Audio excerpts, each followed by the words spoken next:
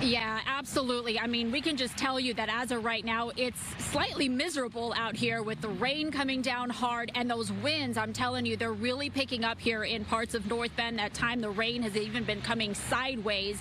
And those winds are going to be one of the main factors as to why that is going to be looking for that blizzard warning. But let's talk about those snow levels, because we know for the last several days with this atmospheric river, they have been incredibly high, 9,000 feet, and they're going to remain high for much of the evening hours, really at about 2 o'clock in the morning or so. As we get that push of cold air that you were talking about, they're really going to plummet down to around 2,500 feet, and that's when that snow really starts to ramp up.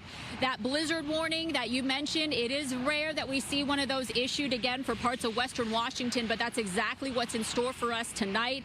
It is going to go into effect at about 2 o'clock in the morning until noon on Wednesday, so we are looking for up to around 15 inches of snow, even as much as 20 inches in some isolated spots. But again, it will be those very, very gusty winds creating whiteout conditions that is leading to the blizzard warning.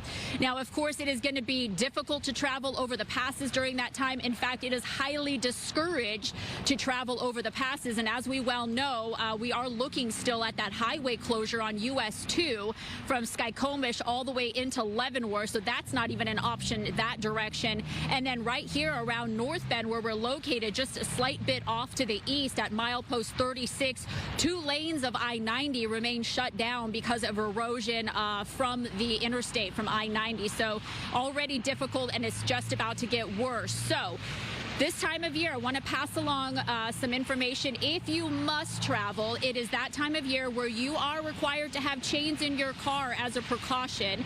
And just make sure that you are checking and keeping a very close eye on those roadways and the road conditions. Of course, we know that the closures can happen very quickly with some spinouts at times. Make sure you have plenty of fuel in your car, or it is fully charged before you head over the passes. Make sure you're notifying folks of your travel plans when you're leaving, when you're expected to get there, so that you can make sure that you're staying safe on the area roadways and people know where you are located. And of course, make sure all the fluid's topped off. Just keep all the supplies that you need in the car, because you just don't know when that interstate is going to shut down at some point. All right, reporting live here in North Bend, I'm meteorologist Ilona McCauley. Back to you.